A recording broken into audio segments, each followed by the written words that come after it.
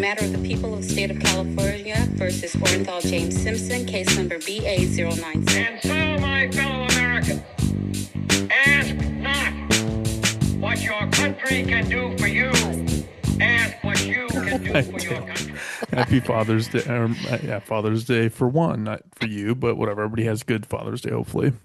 Yeah, he's doing good. I bought him a new Ember, those cups that stay hot. Oh, yeah. He had one that he had for a long time and it was getting kind of old, so I bought him a new one and I made him breakfast. So, What'd you make? oh good. I make this really good German pancake. Like you put it in the oven and then it puffs up really big and it's just like a delicious like pie, like a breakfast. Actually, I didn't know there was a special pancake for Germans. It's wonderful. I'll send you a photo of it. It sounds great. It's really good. Awesome. Yeah. So he had a good Father's Day. Yeah. Very fun. And like I just told Taylor, I am chock full of fried chicken from our Father's Day lunch, which was great and very filling and exhausting to digest. So this is the speed I'm going to be at today. I like it. I feel like I don't know, people like when podcasters talk, really slow and intentional. So Hi, we could always do that. Hello. I'm Ira Glass, and Hello. today on This American Life. We're gonna get sued by Ira Glass. Hi. Actually, welcome to Doomed to Fail. We bring you history's most notorious disasters and epic failures twice a week. I'm Taylor, joined by Fars. Yes, I'm here, and I believe I'm going to be telling us a story first today, Sure. unless you don't want. No, it's fine. I don't care. You good? Yeah, Okay. All right. do whatever. We'll we'll do whatever. Wait, I have a funny story to tell you. Tell me. Um, yesterday we went to a event. Someone is running for Congress, and I ran into someone that you and I know, who ran for Congress in my district I know exactly last who that year. is. And he was like, asked me a question. He was like, "Oh," he's like, "Oh, I can't remember his name. Who is that? Like, that person we used to work with, that like handsome Iranian guy?" And I go, "I don't know." And Juan goes, "Fars," and I was like, "Oh yeah, Fars." And it was so funny. And Juan was like, "Were you thrown off by the word handsome?" And I was like, "I guess." I was just like, "Doesn't ring a bell." I'm like, "Oh, you mean my best friend that I talk to every single freaking day?"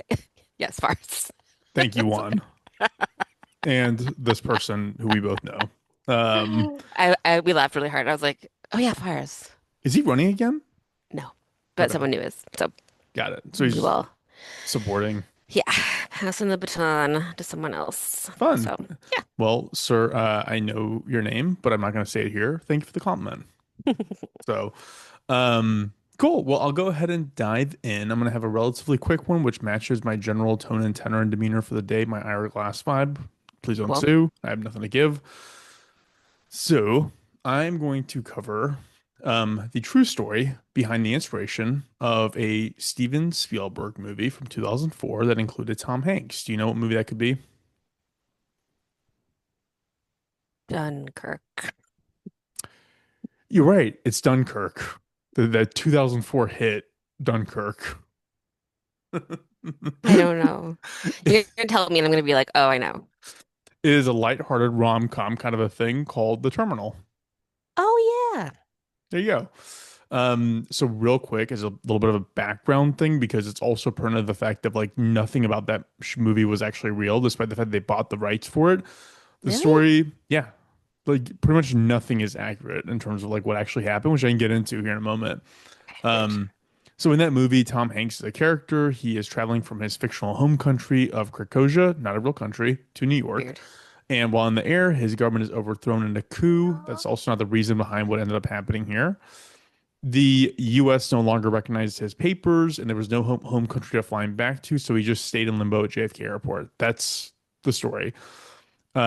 The crux of the story. Later on, he ends up making friends with airport workers. He builds this like makeshift home for himself. He established a relationship with Catherine Zeta-Jones, which definitely did not happen here. And all that kind of turns out to be this like lighthearted thing because his father just passed and he was a huge fan of jazz and he wanted to get the last signature of his 57 jazz musician collection for his father, and that was the entire thing. It was a very heartwarming thing and all that. Like it was it was a really good movie. It was really good. Like you'd enjoy it if you watched it again. Cute. But the real story is not so heartwarming. It is Oh. based on the true story of a guy named Mehran Nasseri, who lived at Charles de Gaulle Airport for 18 years. That doesn't even make sense. Doesn't even make sense. We're gonna get into what happened. And I'm gonna Okay. start by saying that mostly what I concluded is that this was either an incredibly stubborn asshole or a severely mentally ill man, or both. Mm-hmm. So first things first, he was an Iranian. He was an Iranian national in the year 1977. In 1977, Iran was on the cusp of a religious revolution. The monarch back then was a guy named Reza Pahlavi, and he was more of like a Western style leader. Hmm. Like if you look up pictures of pre-revolutionary Iran, like people look like they could be in Europe or the US, which Yeah, is I've seen like them. Hmm. further validation of why it is awesome that they're being bombed into oblivion right now. As a resident Iranian spokesperson here. So yeah, anyways, this king, the Shah, he was focused on expanding economic opportunities, women's rights, modernizing the country, and turning it into like a regional Western aligned power. And people hated him for it. Mainly crazy asshole religious people hated him for it. And but I mean, I will say like it wasn't all gravy there. Like the Shah was also pretty out there when it came to oppressing people that like spoke out in favor of like the revolution essentially. Hmm. So this is where we'll start Mehran's story because in 1977 he claims that he was being forced out of Iran by the secret police due to his anti-Shah protesting. It isn't explicitly stated, but given what would come next in the revolution, it can kind of be assumed that he was a religious zealot who preferred the rise of Khomeini, which is who we can thank for what's going on in Iran right now. So like Got it. his argument is I gotta get out of this country. I'm being oppressed. The Shah's gonna kill me. But also like that if that's happening, it's because you were supporting this other regime, which is Right. bad. So when he was 28 years old, he had studied in the UK in West Yorkshire.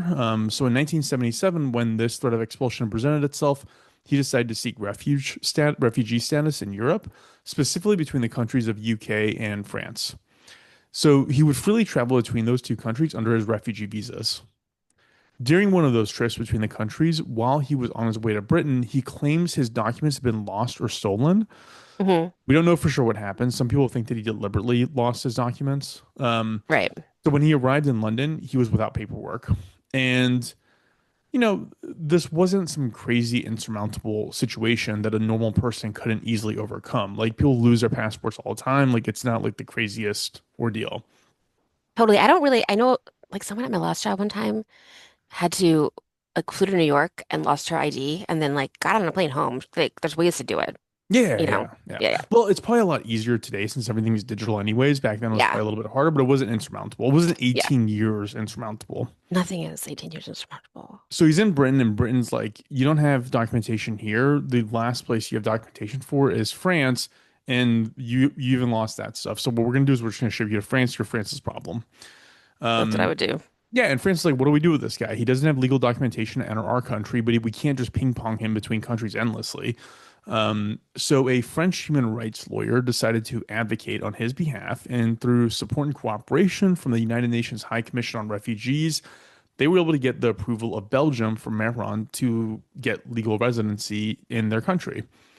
All he had to do was board a flight, go to Belgium, talk to some immigration official, and agree to some supervision by a Belgian social worker. It's He like would, also a really short flight. yeah, and he wouldn't even agree to doing that. He would claim that he wants to be in Britain and even started referring to himself as Sir Alfred and demanded others refer to him as such. That's why I'm like, I think he's like sick in the head. Yeah, that's really weird. But also, there's also a phenomenon where like when your country I can see him trying to distance himself from his like identity in a way Hmm. because Hmm. at that point he thinks that Iran's like nuts and it's so funny. It's like because then it turned nuts and he's like whatever Right? Like doesn't matter. he what he wanted to happen happened. I know like so he stayed in France at Terminal 1 in Charles de Gaulle, building kind of like makeshift cubicle for himself using chairs and his luggage. He'd walk around, smoke his pipe, have meals given to him by strangers. He would read, write in his journal, and just kind of meander around the terminal. He was just like a permanent resident there, essentially. God. In 18 years later, in 2006, he suffered a heart attack and was rushed to the airport hospital and was there for a while under the care of like this French sect of the Catholic Church. Like I guess like this, I don't know how all this works. Like some Catholic diocese or something had set up like I don't know, a headquarters or something near the hospital, and they were going to like take in indigents and people that like needed help. And he was Hmm. basically taken away from that situation, and he was basically given the services that like a homeless person would receive. Hmm. And we don't know much about his activities during this time. I mean, it's a pretty substantial period of time. It ends up being somewhere around 14 years from his heart attack until he surfaces again. The church that was caring for him was like pretty secretive about it, which also makes me think that he had mental health problems that they identified and didn't want him to be out in front of everyone. Hmm. And generally speaking, they would talk about how frail he was and that he was basically suffering constantly from mental exhaustion. He also like he not been outside for 18 years. Like he didn't leave at all. He couldn't leave. Right. So Yeah, he was outside. that's not good for you. Yeah, yeah. Some vitamin D pills. Like he didn't go to a doctor, obviously. Like he didn't like I mean, I feel like something is wrong because being at an airport in the middle of the night is the worst place in the entire is the worst place to be. When the So vacuum cleaners go off and it's you're so you're awful. sitting there, Everything it's closes horrible. and you're like, what am I gonna do? It's Yeah, the worst. and also if you look at pictures of him, like he doesn't look like he's all there. So like Yeah. he probably was severely mentally ill.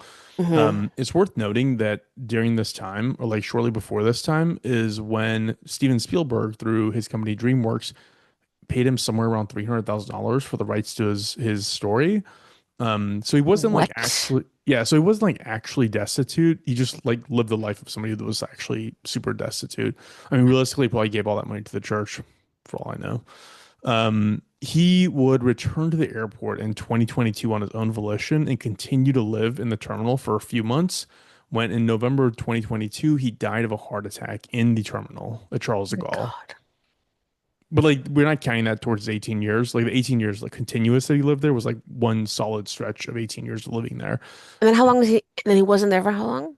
He wasn't there for around 15 years, give or take, 15, We don't 16. really know where. We don't really know where. Yeah. He kind of went into obscurity.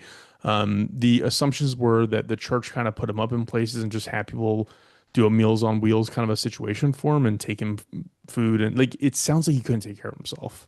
Yeah.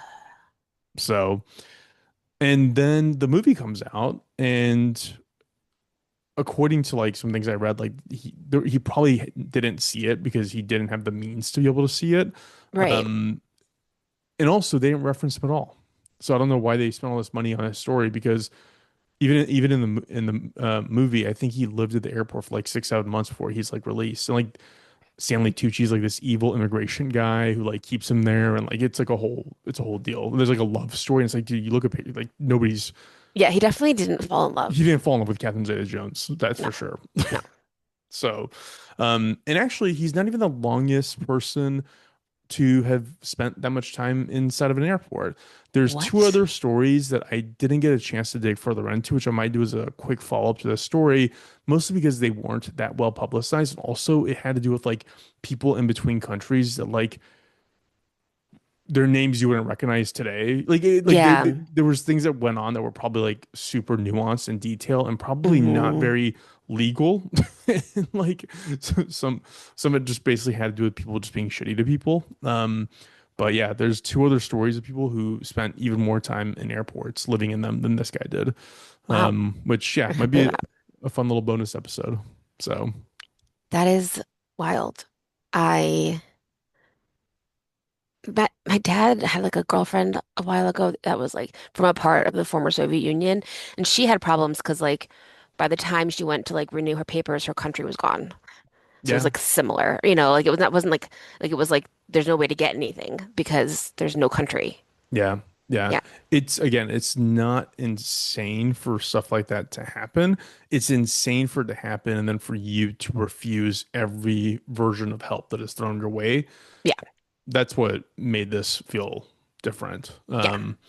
Because yeah, he could have gone to Belgium, he could have actually gotten citizenship in France, and he was like, one reason they said that he refused to sign his paperwork is that because they wouldn't refer to him as Sir Alfred. Like we're not gonna put this fake name on here that you just You know, made up. it's not the paperwork you're signing anyway, Yeah, you yeah. know? So yeah, I think this guy I'm gonna chalk him up as like mentally ill mostly. Yeah, that makes sense. But that's a quick one, but fits the mood for the kind of day it is. Yeah, interesting. Interesting. I could not have been more wrong about Dunkirk. It was made in 2017 by Christopher Nolan. Yeah. You know what's funny is when you said Dunkirk, and I was gonna make fun of you for saying Dunkirk, I was gonna call him Ed Nolan, and then I'm so glad I didn't. That is also a great movie for what it's worth. Um, I don't think I've seen it. I I did saw it. watch. Oh, go ahead. No, I said I saw it at Cinerama. It was so fun. One Oh, of the fun. guys from Scrubs, the main guy, the one Hmm. I forgot what I don't know what their names are.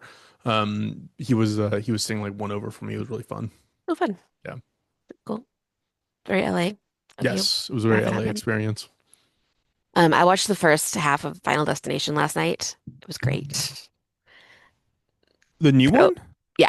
Is it out? No, again, I procured it through Oh God. memes, but you saw it already, right? You saw it in the theater. Yes. Yeah. Yes. The opening scene was so good. Losing my mind. We went to the Tokyo Tower when we were in Tokyo, and like it's like one of those things that there's like a restaurant and you're up in it. And I had a panic attack on the way to leave. So I mean, yeah, it's kind of freaky. It's kind I of hate like them. there's a lot of those places. Seattle has one. Dallas Yeah. has one. Toronto, like, I yeah, they're definitely went on I used to go on like the roller coaster on top of the one in Las Vegas, and I'm like, absolutely not. What's wrong with me? yeah. I mean, now you're older, you know better. I'm Yeah. not gonna risk my life over nothing. That opening scene was incredibly elaborate. And where did you stop? They had just gone to like talk to the mom, and the Okay, mom left her house for the first time. so you got to that scene or no? Yeah. Okay. Yeah. That was fun too. That one freaked me out actually. Out of all the scenes, that was the one that freaked me out the most because Yeah. it was like so in your face. It's But like did you see you saw the monkey too, right? oh my It's God, like a so similar good. where people are just like tripping over and dying. It's I so might watch funny. that again tonight. That was a great movie. Um, did you ever see Tucker and Dale versus Evil? No, It's so good, and it has like a similar thing where people like keep dying in really stupid ways, and you're like, what is happening? I It's would have really thought that'd good. be a whole theme of movies, but yeah, the you keep watching because Oh yeah, the I'm going to definitely finish it tonight. there's one death scene that is just like so gnarly. I Like can't wait. they're gonna save it to the end. But yeah, it's great. Awesome. Um, sweet. Do we have anything that we want to read out? Yes. I asked my friend Teddy, who is the only person I know who fences, if he could win in a sword fight. And he said he gets asked this question a lot, which I'm sure he does, which is hilarious. And he said probably yes, and he has an advantage because he like has like experience like using like the sword, but it's different because fencing you can only go forward and backwards. So in a sword fight you can obviously move around. So I kind of feel like his answer is actually probably no. Yeah, I think I'm gonna stick with my. I think the person who wins is the one who can remain calm.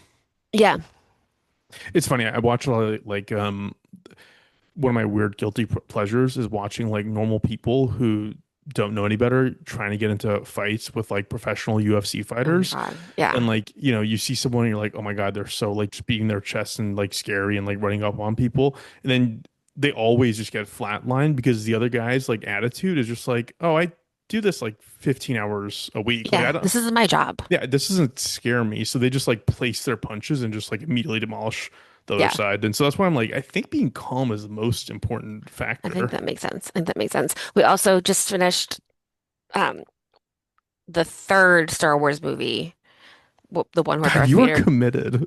I mean, we're watching with the kids, and it takes forever because we have to like we watch it like while we're eating dinner, so it's like 20 minutes at a time, you know. But we and then we started the fourth one, which is the first one, and it's a breath of fresh air because you're like, oh my God, this is finally doesn't look stupid.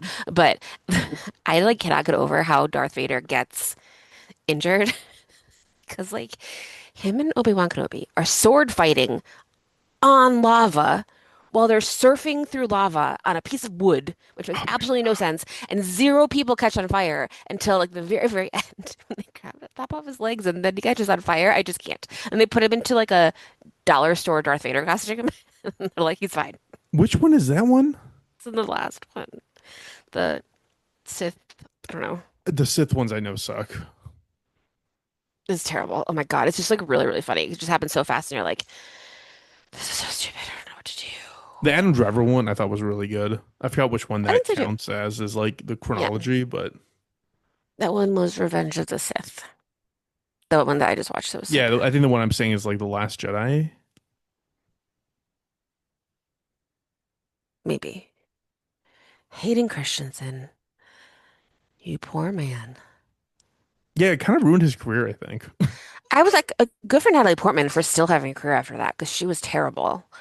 And I think it was like not her fault. She was already famous. She didn't, when you're already up there, you can have a few bombs. Yeah. Yeah. But no, really bad. Anyway, that's all. No more That- coconut talk or I do, but I have to say something for the other one. all right, all right, all right. I can't just like give you all of my Yeah, no, no, news in no, this please, episode. please, no, let's save some nuggets for later on. Cool. Well, this has been Ira Glass. Hmm. I have to edit that, don't I? I don't know. No one who Eyeglass isn't listening. I don't think anyone's gonna tell on us. Who cares? All right, fine. Watch, we're gonna get a hate mail. Okay, cool. We'll go ahead and cut off there. Thank you, Taylor. Thank you, Fars. Oh, doomtofellpod at gmail.com and doomtofellpod on social media. Boom. Thank you. Bye all.